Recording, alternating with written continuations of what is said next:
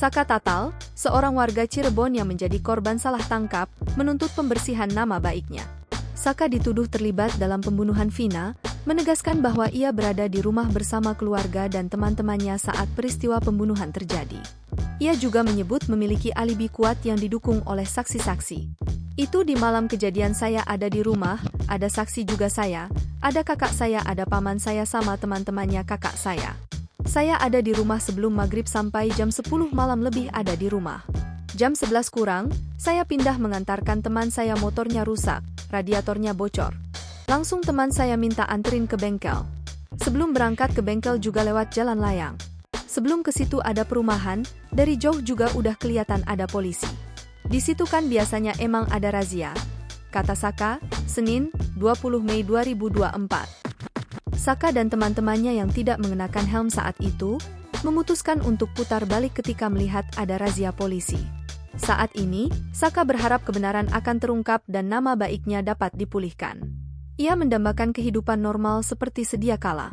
Kepingin saya ya kalau saya pribadi nama baik saya bersih lagi kayak dulu lagi dan bisa hidup normal seperti dulu lagi, harap Saka. Titin Prialianti, kuasa hukum Saka, menyatakan kekecewaannya karena kasus ini tidak mendapatkan perhatian yang cukup pada tahun 2016 atau 2017. Saya sudah melakukan berbagai upaya di situ, tapi itu enggak ada hasilnya. Kalau saja ini viral terjadi saat itu, enggak mungkin ada anak yang setelah 8 tahun baru bisa bercerita sekarang, ucap Titin. Titin juga menyoroti bahwa proses penangkapan dan persidangan yang dijalani Saka penuh dengan kejanggalan. Kita sudah buka ini dari tahun 2016 ini salah tangkap.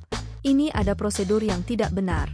Ini ada keterangan saksi bukti persidangan yang tidak benar ini sudah saya ekspos di tahun 2016 dan 2017. Tapi itu enggak ada hasilnya. Ini anak umur 15 tahun, saya juga agak bingung ini kembali merekonstruksi, lanjut Titin. Sebelumnya, kasus pembunuhan terhadap Vina dan kekasihnya, Muhammad Rizky Rudiana alias Eki di Cirebon, Jawa Barat tahun 2016 masih menyisakan misteri. Sebab, 3 dari 11 pelaku hingga kini belum berhasil ditangkap oleh pihak berwajib. Ketiganya antara lain Pegi alias Perong, Andi serta Dani. Kasus ini kembali disorot setelah film Vina, sebelum 7 hari, dirilis di bioskop. Film tersebut mencoba mereka ulang kejadian yang dialami sejoli tersebut.